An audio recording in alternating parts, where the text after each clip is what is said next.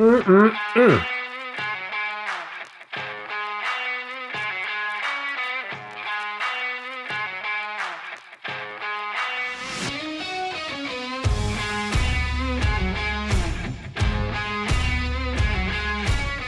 I love a good taco. What if I told you there was a way to do a ribeye steak taco and not break the bank?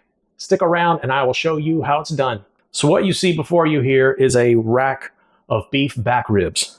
These are the bones that are removed from the ribeye steak. They don't work well as a traditional rib, in my opinion, and that is because there's not a ton of meat on these, and what you'll end up having is the bones starting to poke through that some people refer to as a shiner. So what I'm going to do is cook this meat until it is fall apart tender. I'm going to remove all the bones, chop it up, throw it on a taco. It's going to be good. We'll start by flipping these over. And just like any rib, any rack of pork ribs or anything like that you've done in the past, there's going to be a membrane on here which you need to remove. The way I go about doing that, take a butter knife, kind of wedge it up under. Once you get it started, you're going to grab a paper towel and you're just going to start pulling. And if you do it right, it should all come off. There's a decent amount of fat under here, so we're going to go ahead and take some of that down.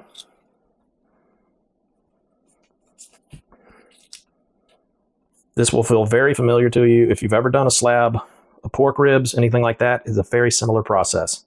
For the rub today, I'm going to use my traditional brisket rub. It is 2 parts black pepper, 1 part kosher salt, 1/4 part granulated garlic, and 1/4 part chili powder. Now, I did say my traditional brisket rub. The traditional brisket rub is the 2 parts black pepper, 1 part kosher salt, 1/4 part garlic powder. I'm throwing in the chili powder just for an extra kick of flavor. Mix it up. Time to season some meat. We're going to start with the back. You don't have to go crazy on the back. Just a little light dusting. Kind of pat it in. Flip it over. I'm going to go with just a little bit of hot sauce as a binder. I'm using Valentina's. It's just my favorite. As for the binder, you can use whatever kind of binder you want. You don't have to use a binder. I just like hot sauce, so I'm trying to build layers of flavor.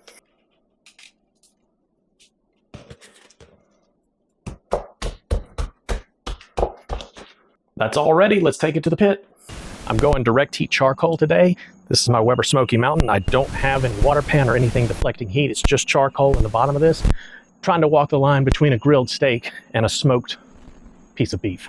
This is going to stay on here until we hit about 165 degrees, and then I'm going to come out, flip them over, get some nice color on the top of these until they get above 200 degrees and they're fall apart tender.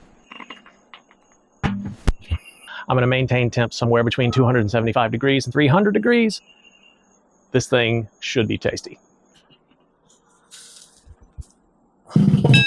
We've hit 165 degrees. I'm going to go ahead and flip this over. You can already see bones start to poke through. I mentioned shiners earlier, but this is why I don't typically want to use these as a traditional rib. Woo, hot. All right, we will continue on.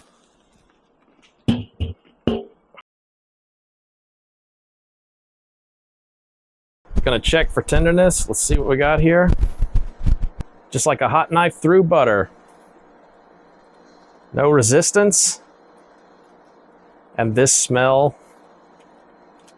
is otherworldly. It's so good. So what I'm gonna do now, I'm gonna pull these off. I'm going to wrap them in foil with some beef tallow and let them come down in temperature. I'm gonna put down some tallow. Check that out. Beautiful. Face down onto the tallow. And we're gonna wrap these up.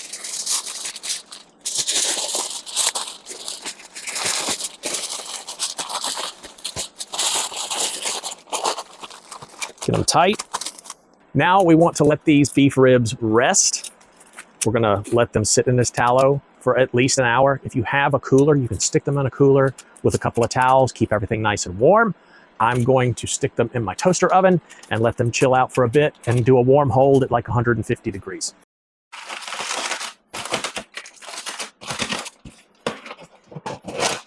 Let's take a look at these. Oh man, those look nice. Let's start ripping this apart. Take these bones out. Meat is pretty tender. This smell is awesome. You got a nice little smoke ring there.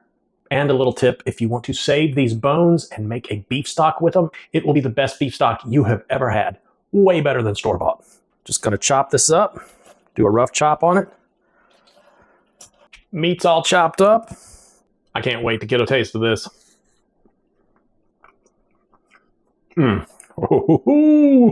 Oh man, I'm not waiting any longer. We're getting this on a taco. Flour tortilla, a little bit of meat, some white onions, a little bit of cilantro, just a touch of fire roasted salsa that I made. Mexican crema. Here it is.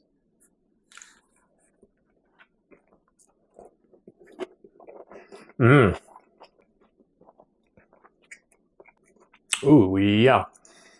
You're getting that nice tender ribeye steak meat that's been smoked. The onions are brightening things up.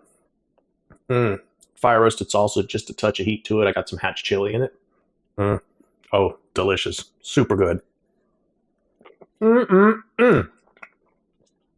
Make sure you give this one a try. I hope you found this video helpful. If you did, consider giving me a like, a subscribe, or drop me a comment. I would greatly appreciate it. Every time you do that, it helps to push me out to just a few more people. So help me to continue to spread the word.